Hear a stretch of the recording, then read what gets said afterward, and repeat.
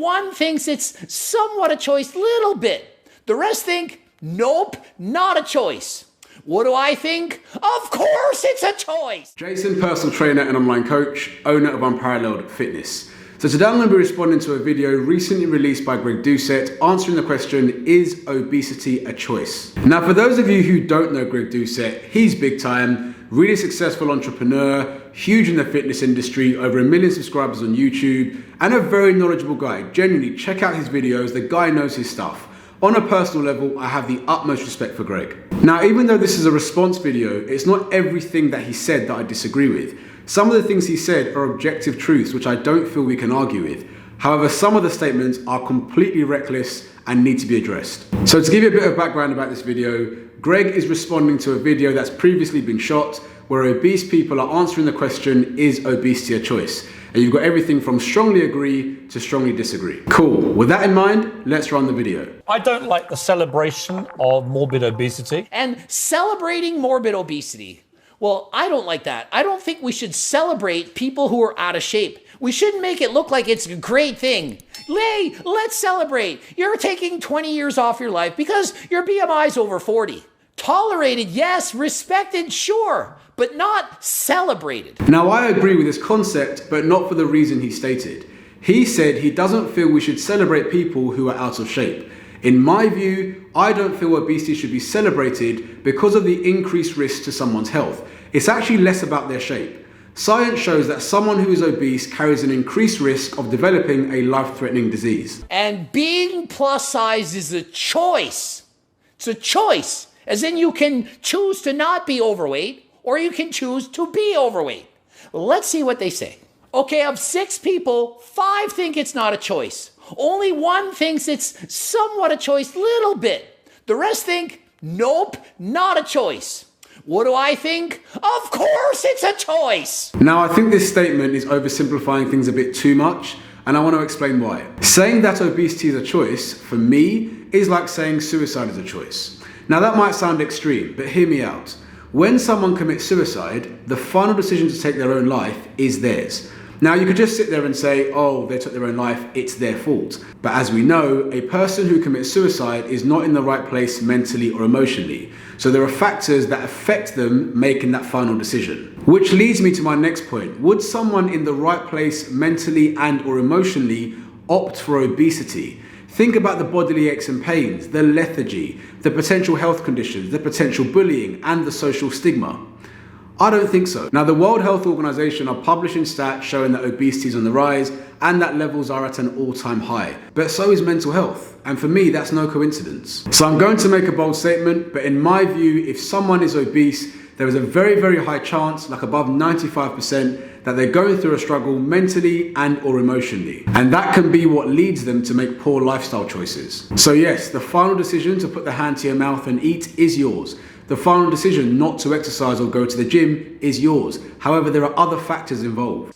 It's not a choice. You're choosing to eat, and the more food you eat at a surplus, you gain weight.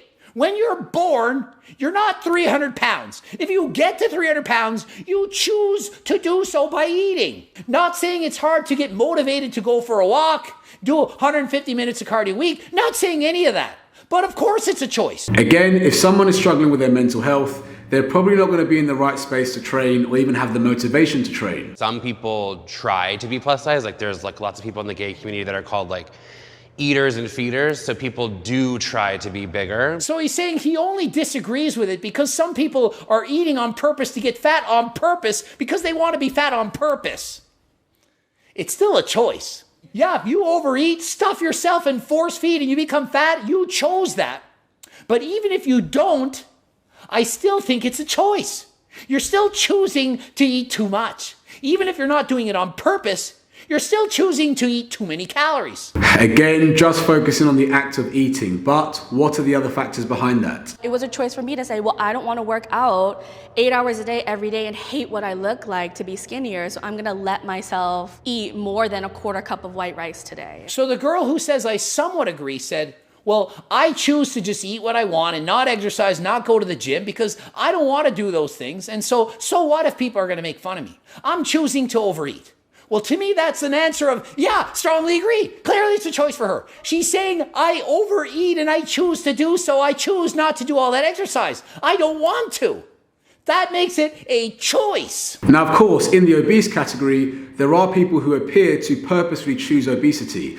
But I would ask the question again, where are they at mentally and emotionally? Because some people could be struggling and just covering up with the fact that they chose this life. Now, you've got to remember, people deal with struggles in different ways. One person's might be alcohol, someone else might speak to someone else's might be food. Therein lies the problem. Society, especially in America, we have this idea that, oh yeah, all fat people ate themselves that way. You did!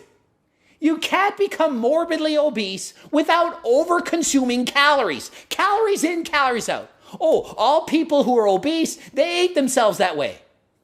She disagrees with, how did you become obese? By not eating? Now, as much as I think the word choice is unhelpful, I strongly agree with people taking personal responsibility for their actions. Too often, you see obese people blaming the world and their dog for their weight problems. And if I'm honest, that's why this debate isn't taken seriously or is often ignored. The truth is, no one's going to listen to an obese person making excuses for their weight. They're going to just think, well, you're an adult. You had the choice to do that, so you probably shouldn't have done that.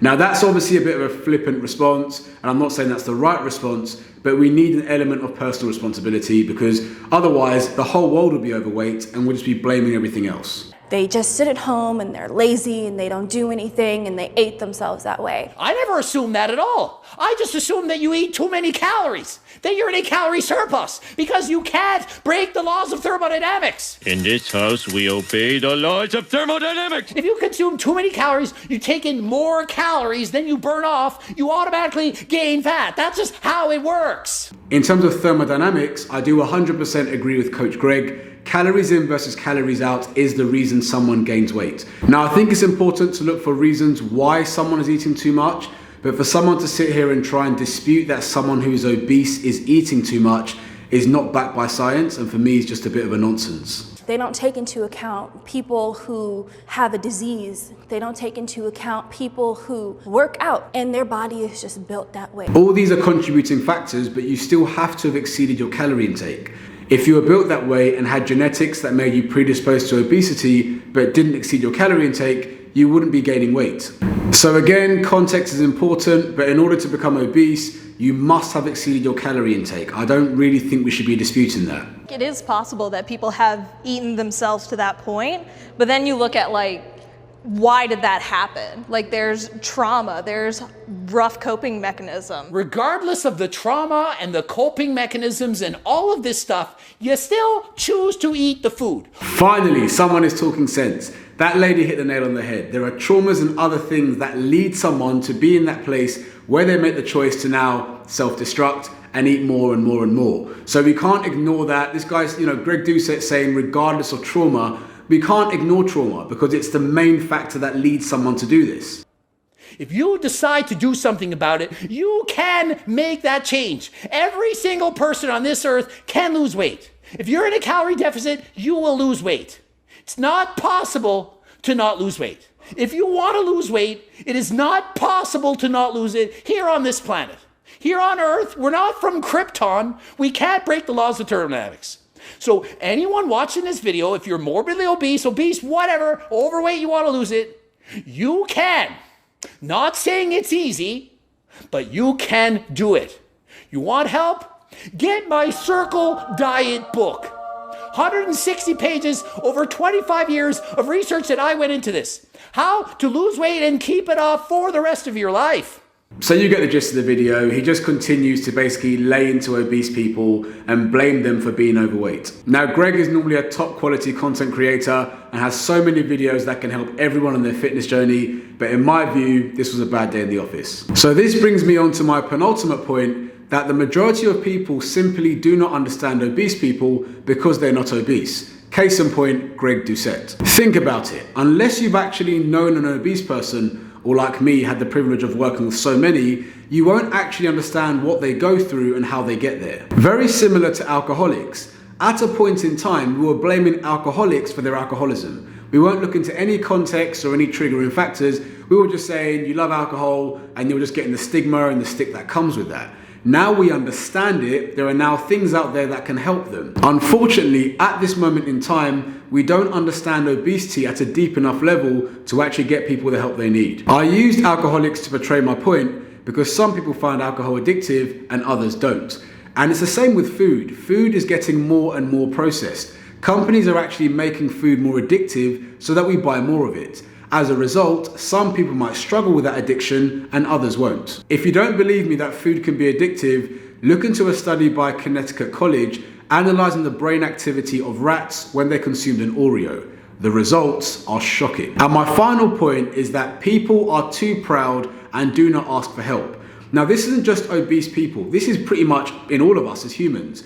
When someone is struggling with something, the first thing is that I'm fine, I can get by on my own, I don't need help. So when someone is obese, what you might find is they might cite other reasons other than I'm struggling mentally or emotionally as a cover-up because they don't want to admit they're struggling, because then that shows that they are weak or they are inadequate and therefore they need help. Most people don't want to admit that. So that's my take on it. I don't think the word choice is helpful in this debate. I don't believe anyone in the right place mentally or emotionally would opt to be obese, considering all that comes with it. I do believe personal responsibility does need to be taken for someone's weight gain. We can't keep blaming the world and their dog for someone's weight problem. But ultimately, I think that there is an inherent lack of understanding of what obesity actually is and how someone becomes obese. I do believe that later down the line, or certainly I do hope, that one day obesity will be treated like alcoholism, where we have a greater understanding and create a safe place where people can actually get help for their problems. So that's my opinion. Hope you found that video helpful.